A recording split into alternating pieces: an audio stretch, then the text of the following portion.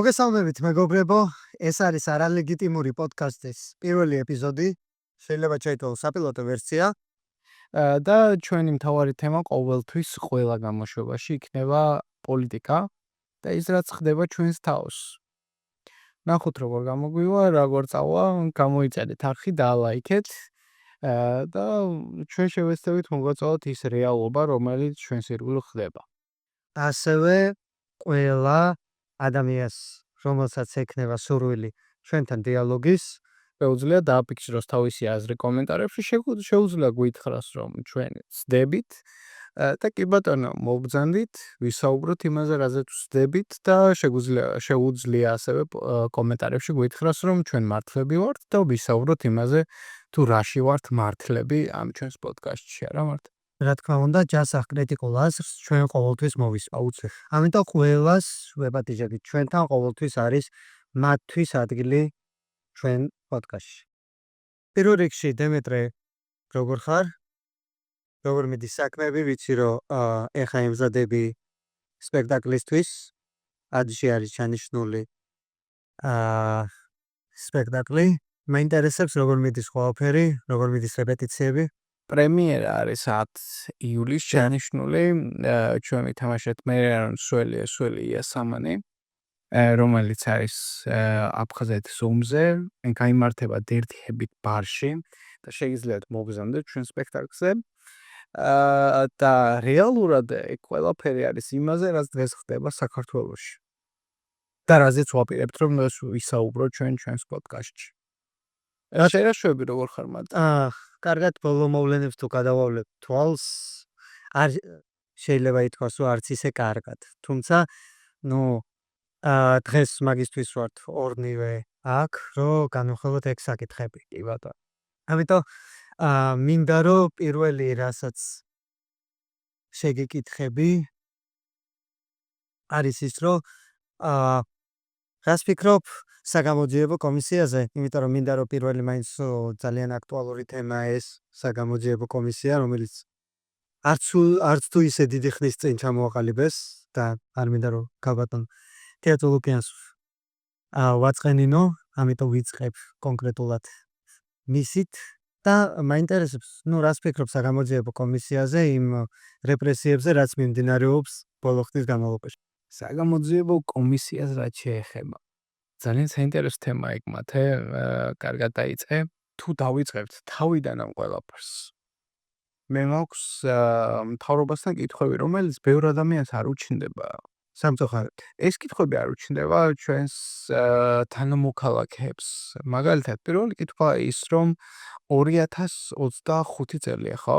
და ქართული ოცნება ჩვენს სამთავრობო ვერტიკალში არის უკვე 2012 წლიდან. ეს გამოდის რაღაც 10 წელს მეტია უკვე არიან რა. მე როგორც მოქალაქეს, როგორც გადასახადების გადამხდელს მიჩნდება ეგეთი შეკითხვა. რატომ არ გვაქვს საჰაერო თავდაცვა? რატომ არ გვაქვს გამართული განათლების სისტემა? რატომ არ გვაქვს ყველა ის დეტალი, რომელიც საჭიროა იმისათვის, რომ სახელმწიფომ იმოქმედოს გამართულად, ასე ვთქვათ. ეს ძალიან მნიშვნელოვანი შეკითხვაა, მეგობრებო, რეალურად, რომელსაც არ სვამს დღეს ჩვენი ამორჩეველი. გასაგებია, რომ ვთქვათ, საზოგადოების რაღაც ნაწილს არ უნდა რომ მოვიდნენ ნაცები, ასე ვთქვათ, პარტია, რომელიც აღარ არსებობს. გასაგებია, რომ ამორჩეველს რაღაც ნაწილს არ უნდა რადიკალიზაცია და არ უნდა რევოლუცია და 90-იანების კომპლექსი აქვს, ეგეც გასაგებია ყველაფერი. მაგრამ მე მაქვს ეგეთ კონკრეტული შეკითხვა, როგორც ამომრჩეველი, რატომ არ ვითხოვთ იმას, რომ გქონდეს გამართული თავდაცვა, რატომ არ ვითხოვთ, რომ გქონდეს გამართული განათლება და რატომ არ ვითხოვთ, რომ გქონდეს კარგი ადამიანური ეკონომიკური სისტემა, რომელიც ადამიანს დაეხმარება იმაში, რომ იცხოვროს ამ ქვეყანაში და არ მოუწიოს იმაზე ფიქრი, რომ გადავიდეს უცხოეთში. საგამოძიებო კომისიას რაც შეეხება მან შეკითხვას.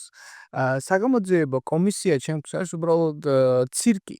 სპექტაკლს არ დავარქმევ, იმიტომ რომ სპექტაკლში რეალურად მესმის რეალობა ტრიალი. მაგრამ ცირკში ის ხდება, რაც ხდება რეალურად ჩვენ საგამოძიებო კომისიაში. მოკლედ ასეთი კითხვა მაქვს, რასაც უყურეთ ბოლოს გუშინ ხედავ დაიჭირეს ასევე ერთ-ერთი ოპოზიციური პარტიის წარმომადგენელი. 6 არის უკვე დაჭერილი. კი. საერთოდ საგამოძიებო კომისია იმისთვის შეიქმნა, რომ თითქოს ხალხმა ჩვენ ვთხოვეთ მთავრობას, არის შეთავაზეთ, ვთხოვეთ მთავრობას, რომ ეს საგამოძიებო კომისია დაარსებულიყო და გამოეძიებინა წინა მთავრობის შეცდომები. ასე იყო ნათქვამი ბატონ პრემიერ-მინისტრის, ბატონ ირაკლი ყობახიძის მიმართ და მე არ ვთვლი რომ მე ვთხოვე, მაგრამ კარგი ვთქვათ, რომ ხალხმა თხოვა. ვთქვათ, თხოვეთ. მოდი ამაზე ვისაუბროთ, რომ რამდენი არის დღეს ნაციონალურ მოძრაობიდან დაპატიმრების ძალიან კარგი ამბავი.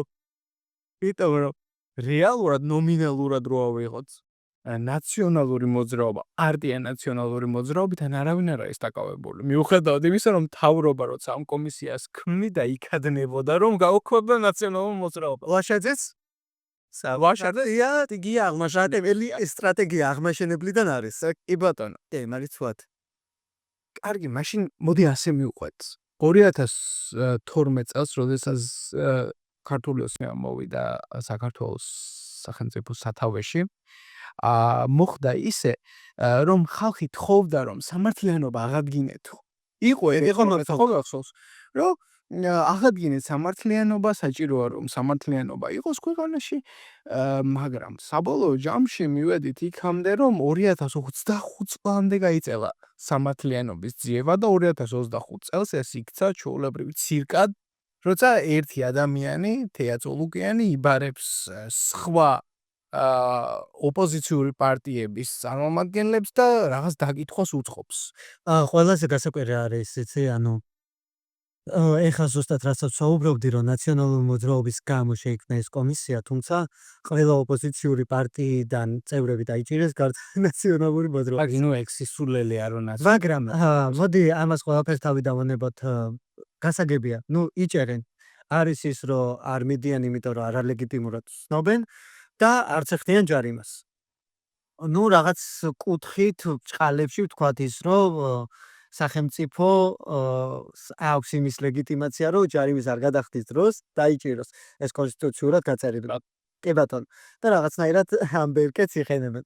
კონსტიტუცია თავარი კონსტიტუცია არის linking word. linking word-ი არის ჩვენი მთავრობისთვის. და მოდი ამაზე ვისაუბროთ, რომ კარგი დავიჭირეს 6 პოლიტიკური ლიდერი. ეს არის მოიცა გვარამია, ჯაფარიძე, ბადრი ჯაფარიძე, მამუკა ხაზარაძე, ნიკა მელია. კიდევ და ვაშაძე. ვაშაძე გუშინ დაიჭირეს. 6 პატიმარი ყავს ოპოზიციურ პოლიტიკურ პატიმარიდან, პლუს ამას დაამატე სადღაც 50-52 სინდისის პატიმარი, ზია მაღლობელი, უნდისის პატიმრები იქ. ხო, ადამიანები, რომელიც წვრილმან დანაშაულის არც ვიტყოდი დანაშაულის, ზინიცი საერთოდ რა ხდება. არ ვიცი, მე ბოლო ვიდეოს მათესთან დაკავშირებით რომ უყურე და ვნახე, უბრალოდ სირცხველია, რის გამოც ამ ადამიანს 5 წლით პატიმრობა მიუსწევს. უბრალოდ ერთ დეტალს გეტყვი ერთს. მეთქარე? შენ ხო უყურე მათე დევიძის პროტესტს კი არა სასამართლო სხდომას. მალე მაგასაც ვეღარ შეძლებ. იმიტომ რომ კოცები აპირებენ მიიღონ რაღაც კანონი, რომელიც სასამართლო სხდომების ჩაწერას გრძალავს მედიაში, ლაივში, ამას ვეღარ ვნახავ თუ უბრალოდ გაქრება. და იქ რაები იქნება, ან რო გადის ლაივი, მაინც ხალხი ვერ ხედავს რეალურად რა ჩვენებებს იძლევიან მოწმეები. და რა ხდება საერთოდ სასამართლო სხდომის განმავლობაში. და პლუს წარმოიდგინე ახლა ის ყველაფერი რომ მოხდება, ეს რეფორმები, რომელსაც კოცები აპირებენ რომ განახორციელონ, შეზღუდვები, როგორც ყოველთვის. 2012 წლიდან დღემდე კოცებს რეფორმა არ გაუტარებიათ.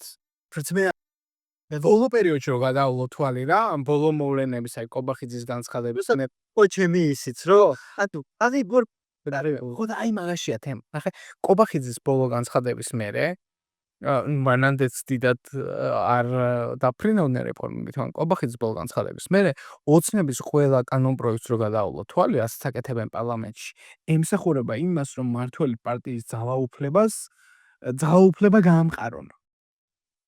რომ აი თავისუფალი სიტყვის აკრძალვა, ვიღაცების დაჭერა, რაღაცა წრეჟურა გუდია, შეზღუდა, შეგენეთ შეზღუდვაზეა. ქოცების პოლიტიკა გამყარებული. გუშინ მდინარაძე ბოდიში რო გაწყვეტი, გუშინ მდინარაძეც იყო გამოსული, ისაუბრა ემიგრანტებზე და ისაუბრა უცხოელებზე, რომლებიც ჩამოდიან ჩვენთან და იწყებენ სამსახურს რა დასაქმების კუთხით და ამაზეც ისაუბრა და შეზღუდვები დააწესა. ანუ ყველაფერი ხო უბრალოდ არის იმისთვის, რომ ადამიანებს თითქოს პროსტა ინფორმაცია მიაწოდონ. უბრალოდ ინფორმაცია მიაწოდონ იმაზე, რომ ჩვენ ამას ვაპირებთ, მაგრამ როდის აპირებენ და რანაირად აპირებენ. მაგას საუბარი არ მიდის. ანუ აპირებენ, სამომავლო გეგმებია რა ამას. და სხვა შორის პლუს მაგას იმაზე მინდა გავაკეთო აქცენტი, რომ მდინარაძემ ისაუბრა იმაზე, რომ ეს ოპოზიციონერები დაჭერილნი არიან იმიტომ კი არა, რომ პოლიტიკური რეპრესიები მიდის, არამედ იმიტომ, რომ უბრალოდ არ გამოცხადდნენ ეს საგამოძიებო კომისიაზე, რა თქმა უნდა, ქაბაშინგიას არაც ეს ატყენინეს. ერთ რაღაცას გეტყვი რა, მუცხოველების დასაქმებას. ძალიან საინტერესო ამბავია, რომელიც რეალურად ჩვენმა მაყურებელმა არ იცის რა ხდება და როგორ ხდება ეგ. თაზო შეიძლება კამერა ჩემკენ გამოწიო და მე მეუყვები ხალხს რა ხდება მანდ. მოკლედ, ხდება შემდეგი რამ.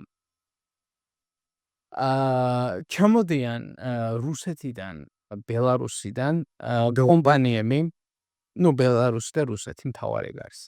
ჩამოდის აქედან კომპანიები, ქმნიან IT კომპანიებს, რომლებიც რეგისტრირებიან თავისუფალ ინდუსტრიულ ზონაში, რომელიც არის ქუთაისში რაღაც ტერიტორია კონკრეტული.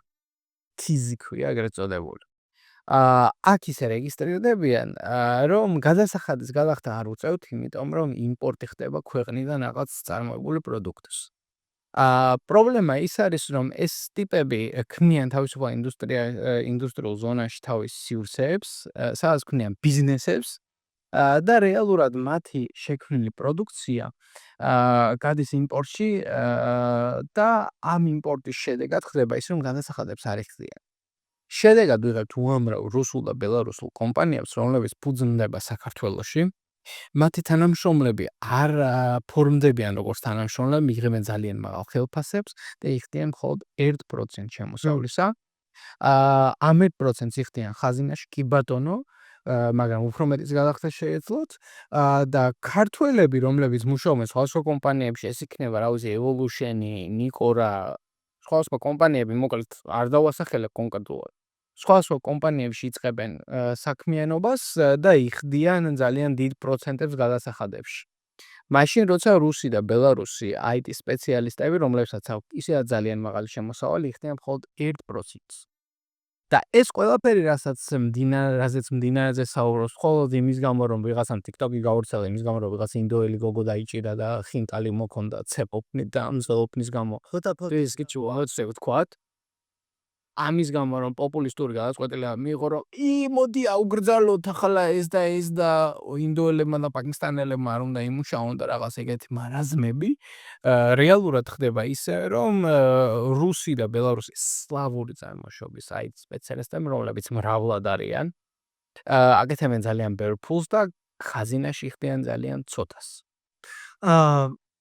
მინდა ამასთან ერთად დავურთო, რომ დღეს გუშინ მდინარაძემ მაგაზეც გააკეთა განცხადება, რომ ადამიანები, რომლებიცო ჩვენთან ჩამოსულები არიანო და ზუსტად მაგ საქმიანობას ეწევიან, იხდიან დაბალ ტარიფებს. თუმცა რაიმე ხდება ამის საწინააღმდეგო, ანუ როდესაც ვიძახით, რომ ეს კარგი მდინარაძემ გააკეთა ამაზე განცხადება, ამის საწინააღმდეგო ნაბიჯები, რასაც მთავრობა დგამს, ხდება? იმიტომ რომ ვიცი შენ ამ სპეციალობით გიმუშავია და მაგიტო გისმევ ამ კითხვას. ხო, ნახე, ყველაფერი რაც დღეს პარლამენტში ხდება არის ბლეფი. ნუ თავიდან ბოლომდე. მაგაში ეჭვით არ მეპარა. ყველაფერი დღეს რაც პარლამენტში ხდება ემსახურება იმას, რომ საქართველოში დიქტატურა დამყარდეს. ავტორიტარული სისტემა, რომელსაც ამდენი წელი დამყარდეს? ზინა ივანიშვილი აშენებდა, ეს ყველაფერი რომ დამყარდეს და ლეგიტიმური იქნას. თუ უკვე დამყარებულია. მე ვიტყოდი რომ უკვე დამყარებს. ჩემი აზრით გვაქვს შანსი რომ გამოვზრდეთ, იმიტომ რომ რეალურად ახლა ავტორიტარიზმს თუ შევხედავთ ეგრე და ტოტალიტარიზმზე თუ ვისაუბრებთ რეალურად ახლა და სხვა მაგალითებს თუ ავიღებთ რუსეთის და ბელარუსის ვარიანტს, ყველაზე ახლოს ბელარუსთან ვარ. ყველაზე რადიკალურ ბელარუსში ეს ეგრე იწყებოდა რომ დღეს რეალურად რო დაარსო პოლიტიკური პარტია რომელიც იქნება ოპოზიციაში რა თქმა უნდა NGO არ არსებობს მალე მედიაც გაქრება და არსებობს პარტნიორი ოპოზიციური პარტიები რომლებთან ჩვენ ილაპარაკებთ ეგ არის მთავარი პრობლემა ჩვენთან რომ ჩვენ არ შეგვიძლია ერთმანეთთან ლაპარაკი ოპოზიციურად განწყობილ ხალხს რეალურად ერთადერთი სივრცე რჩება საერთოდ შეუძლიათ ლაპარაკი ეს არის რუსთაველის გამზირი პარლამენტის მოპირდაპირ კაი მაგრამ საბოლოო ჯამში მოხდება ისე რომ ეგ აქციაც ნელ-ნელა იფიტება თუ შევხედავთ ტენდენციას როგორ დაიწყო და სანამდე მოვედით მივხვდებით რომ ეს აქცია ნელ-ნელა იფიტება იმიტომ რომ იწება 15 კაცი ხარ სრულად კეთ ჩემი ვიდი ფაქტია უდასტურებ ჩემს სტიგმატებს წინავს ადამიანებს რომლებიც ყოველდღე იქ არიან თუმცა ფაქტი არის ის რომ ჩვენ რაც თავიდან დავიწყეთ ჩვენი მიზანი იყო ის რომ ეს ყველაფერი დამთავრებულიყო ერთხელ და სამუდამოდ როცა გამოვედით კობახიძის განცხადების მერე ყველანი ერთად გამოვედით ყველანი ერთად უშვერდით ჭაუს სახეს ყველანი ერთად სუნთქავდით იმ საოცარ გაზს რომელსაც უშვებდა სპეცრაზმელები მაგრამ საბოლოო ჯამში მივედით იქამდე რომ აქცია გამოფიტეს კოცები სხვათა შეიძლება დააკვირდე ცებინდა ამავარი გადავიზეთ დაუმთავრებდა კოცების იდეოლოგია ასე ვთქვათ ყოველთვის სტრატეგია არის ის რომ იდგნენ როდემდე იდგებიან აიციან როდის დამთავრდება ეს დგომა ასე ვთქვათ რა და ამ შემთხვევაში მოხდა ის რომ 200 რაღაც მე-5 თუ 200 დღეა უკვე რომ დგავართ მაგრამ საბოლოო ჯამში მივიღეთ ის რომ ის მწვავე პროტესტი რომელიც პირველ დღეებში იყო რომ ხალხი ღიად გამოდიოდა და ითხოვდა რევოლუციას რომ უნდა გადატრიალდეს ეს თავრობა და დამთავრდეს ეს ყველაფერი საბოლოო ჯამში მივედით იქამდე რომ 10-15 კაცი დარჩა რომელიც კეტავს ქუჩას იცი რა გეთახმები მოყვები მაგაზრში რომ სამწუხაროდ ტენდენცია ისე წავიდა რომ შემცირდა ხალხის რაოდენობა საპროტესტო აქციებს თუმცა ის ფუნდამენტური ადამიანები რომლებიც თავიდანვე ედგნენ ამას სათავეში თუ თავიდანვე ამ იდეას ედგნენ ისინი დღემდე არიან ჩემი კითხვა მაინც მინდა რომ დაუბრუნდეთ ისე საგამოძიებო კომისიას და მინდა ვთქვა ასეთ რაღაცა რომ საგამოძიებო კომისია ლეგიტიმურად შეიქმნა კონსტიტუციურად რომ მივყვეთ რა კონსტიტუციურად რომ მივყვეთ პარლამენტს აქვს იმის უფლება რომ შექმნას საგამოძიებო კომისია თუმცა ვიტყოდი იმას რომ ეს საგამოძიებო კომისია უნდა იყოს დაკომპლექტებული როგორც პოზიციით ასევე ოპოზიციით ანუ 50-50-ზე უნდა იყოს კვადრატ გადანაწილებული ადგილები იმის გამო რომ ჩვენი ოპოზიცია არ შევიდა პარლამენტში მათ ეს ფრაქციები ანუ ეს ხმები გადაუნაწილეს მათ პარტია ანუ ოპოზიციურ პარტიებს მანამ რა თქმა უნდა იგულისხმება მათი პარტიები რა რაღაცა თორშები ეროვნული მოძრაობა და რაღაცა სახალხო მოძრაობა სოციალისტური რა ხო სოციალ-დემოკრატები და სოციალ-დემოკრატები და ასე შემდეგ მინდა მე კითხო ამასთან დაკავშირებითაც რომ თუ ამას განსაზღვრავთ საგამოძიებო კომისია ამ ლოგიკით რომ არ შეექმნებოდა მაშინ თუ ოპოზიცია შემიდოდა პარლამენტში მეთანხმები თუ არა ამაში ლოგიკურად თუ ავიდებ კონკრეტულად კანონის ნორმებს და კონსტიტუციურ ნორმებს შექმნეს სულ პარტია შექმნეს იმიტომ რომ ოპოზიციური პარტიები ნორმაში ასო ნახე აი საბჭოთა კავშირში ყველაზე გადანობი რაც დაგვიდო ყველაზე ბოროდი რაც დაგვიდო არის ის რომ ფორმალურ დონეზე ავუქოთ კანონი არის გასაგებია მაგრამ ამის მიღმა ადამიანური რა გვაქვს და რეალობა რაც არის ამას ვქარგავთ და ყველაფრის გამორჩევა შეუძლიათ რეალურად კონსეპტს იმით, რომ კანონია რა, ძმაო რა, ხელი გაართვა პოლიციას ბაზარი არა, მაგრამ მე იმას არ უფიქრდებით, რომ ფაქტი არის ის, რომ ქალმა გაართვა კაცს ხელი, სიამოვნებელი შევიღავ, მაგალითისთვის გეუბნები. ქალმა კაცს ხელი ოდნავ გაარკა და ეს კაცი დღემდე თვეების განმავლობაში უკვე წუწუნებს, რომ ლოყად კი ვარ. ეს ხომ მარაზმადეთლებული. აზიქრობთ არა, ან იგნორირებთ ხდება საგამოძიებო კომისიის შექმნაც, რომ კანონის მიხედვით კი ბატონო ბაზარი არ არის, რომ თანახმანი არიან და ნორმაში ჭდება ის, რომ შექმნეს არჩევნების მერე არჩეულმა პარტიამ შექმნა ოპოზიციური პარტიები.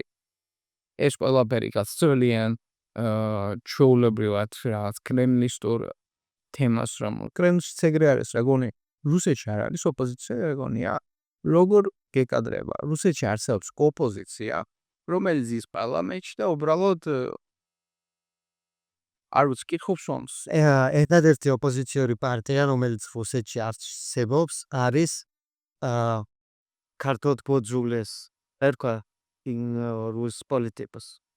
დოიძგატაშ შირინოვსკის პარტია, რომელიც დღემდე არის ოპოზიციური პუტინი თulis და სხვა შორის ყველა ამერიკულ ჟურნალისტს პასუხობს მაგას, რომ ჩვენ არსებობს ოპოზიცია. ეგ რუსეთი მინდა რომ თავკე გადავდოთ, იმიტომ რომ შემდეგ უკვე ვისაუბრებ მაგაზე. იცი რა, ოპოზიცია ეხა მე რაც ახსენ კონსტიტუციურად რა, ეს აძლევს ბირკეთს მთავრობას იმას, რომ გაამართლოს, რომ იცი რა, ესენი არ შემოვიდნენ პარლამენტში, ამიტომ შევქმნენი საგამოძიებო კომისია, რომელიცაც მე ვასამართლე. მე ვთვლი იმას, რომ ფიქრობ ასე, თვლი არა, ფიქრობ ასე, რომ ოპოზიცია რო შესულიყო პარლამენტში, საგამოძიებო კომისია საერთოდ არ იქნებოდა. თუმცა ყველანაირ კანონ პროექტს რაც ისინი მოინდომებდნენ, მაინც გაატარებდნენ. ამიტომ მინდა მოდი ეხა საგამოძიებო კომისია მივატოვოთ, იმიტომ რომ საგამოძიებო კომისიაზე ვფიქრობ ძალიან ბევრი ვილაპარაკეთ და ისედაც იმ დებილ ხალხს პირდაპირ ვიტყვი, აღარ მოვიხსენიებ, რომლებიც ამ საგამოძიებო კომისიაში თითქოს იღებენ მონაწილეობას და თითქოს რაღაცეების ფაქტების მომსწრეები არიან. მინდა გადავიდე ოპოზიციას და ვისაუბროთ ოპოზიციაზე, იმიტომ რომ ერთ-ერთი ყველაზე წვავი საკითხით არის დღეს რაც გვიდგას არის ოპოზიცია. რამდენად ქმედი თუ რა უნარიანია და რამეთ არ. საზოგადოება ვინც დგას დღეს საპროტესტო აქციებს, არ უნდა ოპოზიციის მიღებ, ამბობს რომ ხალხის ნება ეს რაც ხდება ქუჩაში. თუმცა პარალელურად რაღაცა სოციუმები მოითხოვენ იმას, რომ ოპოზიციები ჩაერთონ ამ პროცესში.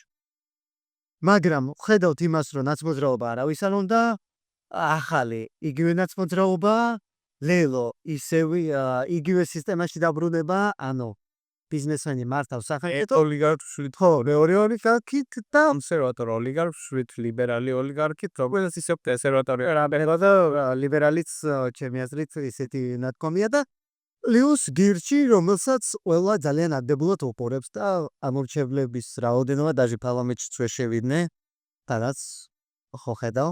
ანუ რაღაცა ძალიან პატარა წრე ყავს ამორჩევლების პავლეს სხვადასხვა გირშის და მეცველოდი რა. არჩევნებს აი მეგონა რომ 5%-იან ბარიერს უეჭველი გადალახავდნენ და დამსვენებლად თვითონაც ეგონათ.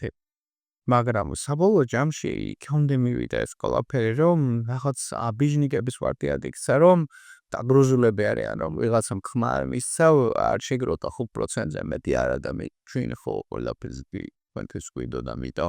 რაღაც ეგეთი თემა ჰაბულსალების ინდექსი, მაგრამ საბოლოო ჯამში იქამდე მივიდა გირჩიც, რომ ვერ გახდა ის პარტია, რომელმაც შეიძლება რაღაც რეალური ცვლილებები შეიტანოს.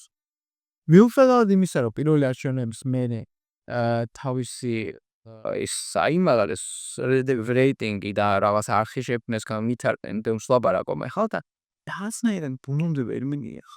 ეს რა ჩემი აზრით ევრი უყურებს ჩემი სუბიექტური აზრია, ბევრი უყურებს გირს როგორც ძალიან დიდ სამომავლო პერსპექტივას. ანუ ბევრი ადამიანი ფიქრობს, რომ თქვენ არ ვართ ამისთვის მზა. გირჩის სიმართლეს გეტყვი რა, ეხა იღებს მონაწილეობას არჩევნებში.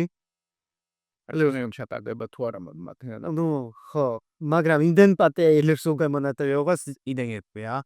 გულის სავანთან ხოგეთ რაღაცას თუ მაინც იმდენი პარტია იღებს მონაწილეობას, ლელომაც ხო განაცხადა რომ იღებს მონაწილეობას და გროვდება იმდენი პარტია რომ ჩატარდეს არჩევნები. ნუ იგივე მოხდება, მაგაში გეთახმები, მაგრამ ნუ იღებენ მონაწილეობას და ამაზეც მინდა ცალკე შევაფო, ოღონ ჯერ დაამთავრე ეს თქმა პარტიო. მონაწილეობას კი ღებულობენ, მაგრამ ნუ ლეო ვეღარ მიიღებს ფიზიკურად მონაწილეობას, იმიტომ რომ ის ორი ლიდერი ყავდა და ორივე დაჭერილია ხო? გახარიაც ამბობდა რაღაც ადრაკეტა, რომ მივიღებთ საბით მონაწილეობას, მაგრამ ჩორჩანა საქმე გამოჩნდა ისევ და გახარიას ეს მარე არიან გახარია ესა და საბოლოო ჯამში რჩება გინჩი, რომელიც აპირებს ადგილობრივ თვითმმართველობის არჩევნებში მონაწილეობის მიღებას, მაგრამ გონია რომ გირჩის აღარ მიიღავს მონაწილეობას, იმიტომ რომ სისულეა. ანუ რას ნიშნავს ბუტაფორია რა შენია ზრი? ბუტაფორია ყველაფერი დღეს პოლიტიკაში საერთოდ რაც ხდება, ყველაფერი ბუტაფორია და არ ფიქრობ იმას რომ გირჩიფსონს იმაზე დებს რომ რადგან სხვები არ იღებენ მონაწილეობას მე პროცენტს ავიღებ და შევალ საკრებულოში არის ერთი საფრთხე გირა. საფრთხე იმისა, რომ გირჩმა შეიძლება მონაწილეობა მიიღოს ადგილობრივი თვითმმართველობის არჩევნებში, მაგრამ საერთოდ ვერაფერი ვერ გააკეთო. Well, come on. ყველგან ქოცერ მოვიდა. არის ექსას. კი, არის ექსაში შოე. არა, მე მოყვებეშ. საპარლამენტო არჩევნებში პირდაპირ გირჩმილაც ხმა. და ძალიან ბევრი ხმა მოუდანე გირჩს. თუმცა არჩევნების შემდგომ რაც გააკეთეს და როგორი რიტორიკაც გაუშვეს, ეგ შემთხვევით მიუღებელია. არასწორი რიტორიკა. იმის მაგივრად რომ უფრო განავრცო შენი იდეოლოგია და უფრო მეტმა ხალხმა გაიგოს იმაზე თუ რაზე ლაპარაკობ, რაც მე ძალიან მოწონდა. ლიბერტარიანული იდეოლოგია, თავისუფალი ბაზარი და ეს იდეები შემთხვევით ძალიან მისაღებია. მაგრამ შენ როცა არაფერს არ აკეთებ, იმისათვის რომ მასებმა მიიღონ შენ იდეოლოგია და მასებისთვის გასაგები გახდეს ეს ყველაფერი და იმის ნაცვლად რომ მე გააკეთო, იწყებ ხალხის ლანძღვალს და იმის წუწუნს რომ მე ან ყავს ამორჩეველი და ამიტომ აციებზე არ გავდივარ და ამიტომ დღე დაგამე ოპოზიციას ვაჯუამ და ბიძინა ივანიშვილს არაფერს არ ვამბობ. ეგ ჩემთვის არასწორია. როცა გირჩი იწყებდა 10 და 100 ფოლოვერიდან, მე ვიყავი ერთ-ერთი. დილას ვიწყებდი გირჩით, მთელი განმავლობაში უსმენდი გირს და საღამოსაც უსმენდი გირს და მთლიანად ყველაფერი ვიცი მაგათ იდეოლოგიის და იმდინარეობს ეს გამთარბინე. და ამ იდეოლოგიის შედეგად რასაც ველოდი რომ შეიძლება მოვიდნენ პარლამენტში გაატრაკონ რაღაცია ლიბერტანი გაიტარო ადამიანს. მე არასდროს არ მქონდა ხო ლიბერტარიანის მე არასდროს არ მქონდა იმის ილუზია რომ საქართველოს შეიძლება უმრავლესობამ აირჩიოს გირჩი და ამ გირჩმა მოახდინოს ის ცვლილებები რომელიც მათ იდეოლოგიაში გულისხმობენ. მე ამის ილუზია არასდროს არ მქონდა, თუნდაც 3-4 გირჩეულო შესულიყო პარლამენტში, სად არის იყო იმისთვის რომ შვიდად მეგზნო თავი და მეგზნო რომ არჩევნებში გავიმარჯვე. მაგრამ საბოლოო ჯამში იმ ნარატივით რომელიც გირჩმა წაიყვანა და იმ იდეოლოგიით რომელიც საბოლოო ჯამში გირჩმა წარმოა ვერაფერი ვერ შეძლეს, იმიტომ ვერ შეძლეს საბოლოო ჯამში რომ ხალხმა ვერ გაიგო და რა უნდოდა ამ ხალხს. იყო ოპოზიციური ნარატივი რომ გირჩები არიან კოცები, ეკო კოცების ნარატივი რომ გირჩები არიან ნარკომანები, არ უნდა ჯარი რო კონდეთ, უნდა ანარქია და ასე შემდეგ და ასე შემდეგ. გირჩი რომელიც ამბობს რომ იცი რა ხალხო შევთანხმდეთ იმაზე რომ რას ვაპირებთ, ან ოპოზიციას ეკითხება იმას რომ რას ვაპირებთ.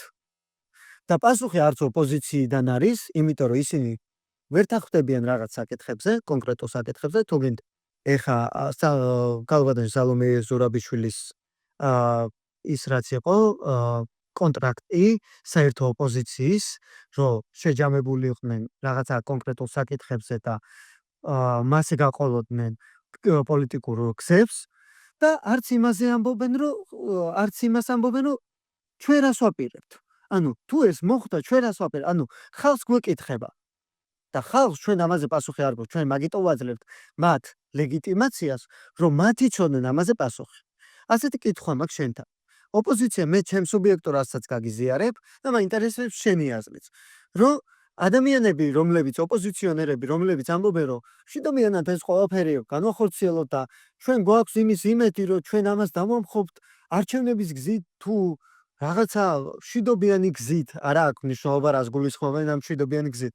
მე რომ მკითხოს ადამიანმა, მე ვიტყოდი, რომ ამაში გულისხმობენ არჩევნების გზით. თუმცა მე ამას არ ვეთანხმები, იმიტომ რომ გოცები არჩევნებს არ წააგებენ. იმიტომ რომ აქვთ ამის ფინანსური სახელმწიფოებრივი ლეგიტიმაცია, რომ მოისყიდონ მაქსიმალური რესურსი, რომ მოისყიდონ მაქსიმალური ადამიანები და ჩვეულებრივად განახორციელონ ის პოლიტიკური ქმედებები, რაც მათ სურთ. ამიტომ ჩემი სუბიექტური აზრია, თუ ვიღაცა ძალით მოდის და თავით გეტაკება, შენც თავით უნდა დაეტაკო და ძალით უნდა უპასუხო. თუმცა ჩვენი ოპოზიციონერები თვლიან იმას, რომ არა, მაინც მშვიდობიანად მოახერხოთ და აი ამასთან დაკავშირებით მაინტერესებს შენი აზრი, იმიტომ რომ ჩემი ოპოზიცია საერთოდ რადიკალურია და მე არ ვამბობ, რომ ვიღაცას თავს ვახვევ, პირველ რიგში მაგას გეუბნებით, რომ არავის ჩემს აზრს თავს არ ვახვევ, უბრალოდ მე ვთვლი მაგას, რომ რადიკალური ზომები არის მისაღები. თუ ვიღაცა მოდის შენთან ბიტებით და გირტყამს, შენც უნდა გქონდეს ბიტა და უპასუხო, ხო რა, საპასუხოდ გქონდეს ბიტა. და შენაც ფიქრობ ამასთან დაკავშირებით რა? ამას წინ ლევან ხაბეიშვილმა მგონი, ხო, ხაბეიშვილმა თქვა ეგეთი რაღაც, რომ მშვიდობიანი გადატრიალება. ეს ტერმინი საკუთარ თავში უკვე ოქსიმორონია. ნუ სისულელეა მშვიდობიანი გადატრიალება, არ არსებობს ანასობის გადატრიალება, ან მშვიდობიანი პროტესტი. მე ამის იქით არაფერი არ არსებობს. მშვიდობიანი გადატრიალება უკვე არის სისულელე. და მე მაქვს უბრალოდ ისეთ შეკითხვა, რომელსაც იშვიათად სვამთ ხოლმე ქართველები. ჩვენ ქართველებს გვავიწყდება ის, რომ მთავრობა, რომელიც მოდის, არის ჩვენი არჩეული. ჩვენ ვართ დამკვეთი, ჩვენ მივხვდით ამ ხალხს ფულს იმაში, ანუ რო წარმოვიდგინე როგორც ბიზნესი, ხო აქცია შპს სოციალურ კონტრაქტს ვაფორმებთ ვაფრთხილად. შპს ხო დაარსა საქართველოსგან ბიზინა ივანიშვილმა და ამ შპს-ს ხო ამუშავებს. ზუსტად შპს-ს ფარგლებში მაქვს მე შეკითხვა მთავრობასთან. მე 2012 წელს საქართველოს ქართველმა მომრჩეველმა ტიპმა, რომელიც ვიხდი გადასახადებს ჩემი ხელფასიდან, ჩემი მცირე ბიზნესიდან, ჩემი რაღაცებისგან, მოკლედ, ვიხდი გადასახადებს, ეს ბარიც, რომელსაც ჩვენ ვართ, ერჰებით ბარი, კიქოძის ქუჩაზე, შეგიძლიათ. ლეჰარიოთ ხანბარ ფიქოძის ხანომერში, აი რეკლამაც.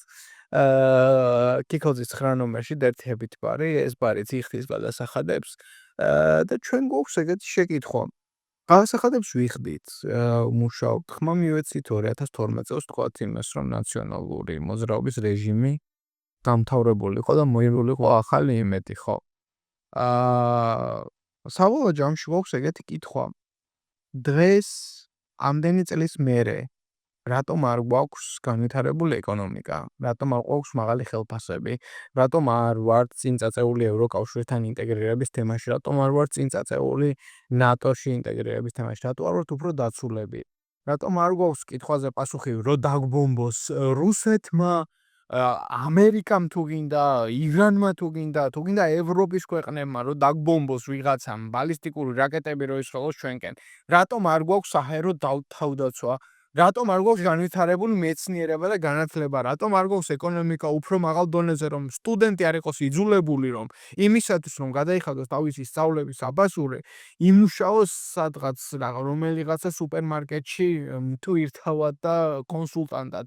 რატომ არ სვამს საზოგადოება ამ კითხვას? გასაგებია, რომ არ გვინდა გვმართავდეს მიშა, გვინდა გვმართავდეს გრიშა, გვინდა მოვძებნოთ ახალი ლიდერები, გვინდა მოვძებნოთ ახალი აიდოლები და კერპები. გასაგებია ეს ყველაფერი, მაგრამ არსებულ კერპებთან რატომ არ გვაქვს კითხვა, რატომ არ ვცხოვრობთ იმაზე უკეთ, ვიდრე ვცხოვრობდით 2012 წლამდე? საერთაშორის მაბატე მე რო გაწყვეტინებ, მაგრამ ჩვენი მთავრობა ამტკიცებს იმას, რომ ეკონომიკურად ჩვენ ყინვართ შედია. ანუ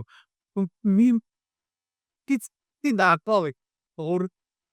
ერთი წამით მინდა აუხსნა რა, ანუ ეკონომიკურად გავიზარდეთ, რას ნიშნავს, რომ ხალხმა იცოდეს, ჩვენმა მაყურებელმა იცოდეს, რომ ეკონომიკურად რო გავიზარდეთ, რას ნიშნავს. პირველ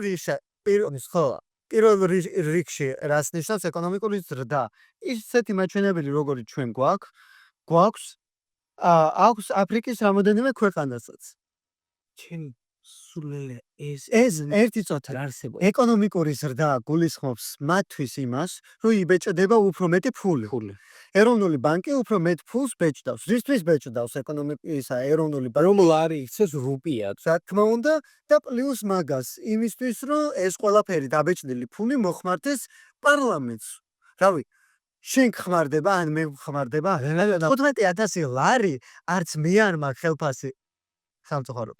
და არც შენ გაქვს ხელფასი. ანუ იბეჭდება მთლიანი თანხა იმისთვის, რომ მოხმარდეს საჯარო მოხელეებს. ანუ 2013 წელს, რომლებიც ბიუროკრატიას 2013 წელს მოუვიდა ქართული ოცნება, 2015 წელს იყო 150 თუ 200 მილიონი საჯარო მოხელეებზე ფინანსური ანგარიშვალდებულება, ანუ რაც ნაწილდებოდა საჯარო მოხელეებზე სახელფასო და დღეს გვაქვს 2 მილიარდი. ეს ნიშნავს, რომ ანუ ხალხს ასეთი კითხვაც მინდა დავსვარ და დარწმუნებული ვარ, რომ ხალხი ამას ლოგიკურად უპასუხებს. რომ ეს ნიშნავს იმას, რომ ეკონომიკურად განვითარდით, თუ ეს ნიშნავს იმას, რომ უბრალოდ ფულის ბეჭდვა დავიწყეთ და გვაქვს საშინელი კატასტროფული ინფლაცია. კატასტროფულ მდგომარეობაში ვართ ძალიან ეკონომიკურად. რთული კითხვების გარეშე რო გავყვეთ რა, აი ჩვენს მაყურებელსაც მიმართავ. ყოველხართ მაფტაზია შეავონა ბიზნეს პარე რა ვიცი. ნიკოლა და ასე შემდეგ რა. შედიხარ დატოვეთ 50 ლარი. 50 ლარად იყიდეთ ის პროდუქტები, რომელიც გქონს სჭირდებათ სახლისთვის. ადით სახლში, ყველაფერი თავის ადგილზე შეალაგეთ, მე გამოვაღეთ მაცივარი და კარადები. და დააკვირდით რა გაქვთ სახლში. ისი გაკეთება შეგიძლიათ თვალისთვის, შვილებს რა საჭმევთ, თქვენ თვითონ რა შეჭამთ. ამაზე არავინ არ ფიქრობს. არავინ არ ფიქრობს პრაქტიკულ შედეგებზე. ჩვენ საბჭოთა კავშირმა მიგვაჩვია იმას, რომ ყავს ლიდერი, ყავს მართველი პარტია, რომელიც წყვეტს ჩვენ რა გვინდა, რა გვჭირდება. მაგრამ რეალურად ჩვენ თვითონ რა გვჭირდება, ეგ გვავიწყდება. საერთოდ არ გვაინტერესებს და საბოლოო ჯამში მივიდივართ იმ შედეგამდე, რომ ვიღაც ირაკლი ყობახიძე სიტყვაზე გამოდის და ამბობს, რომ ეკონომიკური ზრდა გვაქვს, კარგი სოფლში გამოწოლილი, პური გაქვს ნისიად ნაყედი დილას, ლიმონათი უყლუწუნე გაქვს ნაყედი ნისიად და ზეთი გაქვს ნაყედი ნისიად და ხარ წამოწოლილი და უყურებ იმედს. და იმედზე გამოდის ირაკლი ყობახიძე და ამბობს, რომ ყველაფერი კარგადაა და შენ იჯერებ, რომ ყველაფერი კარგადაა. უბრალოდ ტვინი გამოიჩიშქნეთ, ყურები გამოიჩიშქნეთ და დაფიქრდით. რა არის კარგად ქვეყანაში? დასვით შეკითხვები მთავრობასთან, არა იმასთან დაკავშირებით, ვინ მოვახვალ და ვინ იქნება ჩვენი ლიდერი, არამედ იმაზე, დღეს როგორ ცხოვრობ და რას გვთავაზობს ოპოზიციური პარტია, მთავრობა, იმისთვის, რომ ხვალ ვიცხოვროთ უკეთესად. და თუ მიხვალთ იქამდე, რომ ჩვენ დღეს ცხოვრობთ უკეთესად, საოცმო 2012 წლამდე კარგად ცხოვრობთ. საყოლა არა, მოდი ასე ვიტყვი, მაგ ადამიანებს მე ვეპატიჟები, აქ აგენ შეუძლია დაბრძანენ ნებისმიერ დროს, ჩვენ პირიქით როგორც თქვი, ჯანსაღი კრიტიკის მომხრეები ვართ და ვეპატიჟებით იმ ადამიანებს, ვისაც ჯანსაღი კრიტიკა აქვს ჩვენს აზრთან დაკავშირებით და მოსაზრებასთან დაკავშირებით, ასევე იმ ადამიანებს, რომლებიც ჩვენას ემხრობიან, მათთან დიალოგი ჩვენთვის ძალიან სასიამოვნო იქნება. თუმცა დღეს ყველა უნდა ვხედავდეთ იმას, რომ გვაქვს კატასტროფული პოლიტიკურ-ეკონომიკური მდგომარეობა. საერთაშორისო დონეზე ჩვენ არ ვარსებობ, ხალხო, ჩვენ არავის აღარ ვაინტერესებოათ. თუ ვიღაცა ჩვენზე აკეთებს განცხადებას, იმიტომ აკეთებს განცხადებას, რომ ხედავს ადამიანების ამ პროტესტანტულ ტალღას და ამ ტალღის გამო აკეთებენ ისინი კომენტარებს. და მინდა ვთქვა ის, რომ დღეს ჩვენი მდგომარეობა რაც არის, სხვა შორის გირს დავესესხები და ამბობს, რომ უბედურია ის ადამიანი, რომელიც არის სოციალურად დაუცველი და ამბობს, რომ ეს მთავრობა მომწონსო. და მართლა უბედურია ეგ ადამიანები და ჩემი აზრით იმ ადამიანებს, რომლებსაც დღეს დღევანდელი მდგომარეობა აკმაყოფილებთ, არ უნახავთ თავისუფლება, არ უნახავთ ევროპა და არ უნახავთ დასავლეთი. თუ რას ნიშნავს და ეგ ჩვენი პრობლემაც არის და მაქსიმალურად მაგიტომაც დღევანდელი ეს პროექტი და ეს პოდკასტი იქნება იმის გამო, რომ რაღაცნაირად მივაწოდოთ ხალხს ის იდეა, თუ რას ნიშნავს თავისუფლება და როგორ შეიძლება რანაირ გარემოში შეიძლება ქართულმა ადამიანმა იცხოვროს, რანაირ თავისუფალ და ბედნიერ გარემოში შეიძლება იცხოვროს ადამიანმა და ნებისმიერ ადამიანს, რომელსაც კიდევ ვიმეორებ, ექნება რაღაცა საპირისპირო ნებისმიერ დროს შეუძლია მოვიდეს, დაგვიჯდეს და გვესაუბროს ჩვენ. მოკლედ რა ვთქვათ, და კომენტარეთ და ლაიქეთ, გამოიწერეთ აუცილებლად ჩვენი არხი, რაც არ უნდა სხვა აზრზე იყოთ. და რაც შეეხება თავისუფალ ცხოვრებაზე, რის გაკვეთება შეგვიძლია თავისუფალ ცხოვრების განმავლობაში და ევროპულ ყოფაში, შეგიძლიათ თვალი ადევნოთ ჩვენს ვლოგებს, ვიშეშინია თანამედროვე თეატრებს. და შევხედოთ, როგორ იქნება ამ გარემოში ხელოვნება, რისი გაკეთება შეუძლია რეალურად ადამიანს. და სად შეგვიძლია წავიდეთ ჩვენი ფიქრებით, ჩვენი აზრებით. გიწვევთ ჩვენს პოდკასტში, დაწერეთ კომენტარები, შეგვეწინააღმდეგეთ ოღონდ ჯანსაღები თანია ვთხოვთ. დანარჩენი ჩვენ არ გვაინტერესებს. ბოსები და გამოიწერეთ და დალაიქეთ ჩვენი არხი. ეს არის ჩვენი პირველი გამოშვება, პირველი საპილოტო ვერსია. ამით ვიწყებთ, თუმცა ამით არ ვამთავრებთ, რა თქმა უნდა, ძალიან ბევრი საკითხი არის, რომელიც საჭიროებს განხილვას და ჩვენ ეტაპობრივად ყველაფერს განვიხილავთ და აუცილებლად მოგაწოდეთ. ჩვენ მოგაწოდეთ იმ ინფორმაციას, რაც ჩვენ გვაქვს და ფიქრობ, რომ მივდივართ ლოგიკურ დასკვნამდე და რაღაცა ლოგიკა პოლიტიკაშიც არსებობს და ყველაფერი დაფუძნებულია ფაქტებს. ზუსტად ამ ფაქტებით გესაუბრებით ჩვენ. მადლობა კიდევ ერთხელ რო გვისმენდით, გამოიწერეთ ჩვენი არხი და ლაიქეთ და მომავალ შეხვედრამდე. დასვით კითხვები. დასვით ყოველთვის დასვით კითხვები და ამ კითხვების პასუხებისთვის იბრძოლეთ. მიიღეთ პასუხები კითხვებზე და თუ ვერ მიიღებთ, უფრო მეტად იბრძოლეთ. იმიტომ რომ ამაში არის ჩვენი გამარჯვება და ჩვენი მომავალი. ვიბრძოლოთ თავისუფლებისთვის, იმიტომ რომ ქართველები ვართ გაჩენილები იმისთვის, რომ ვიყოთ თავისუფლები.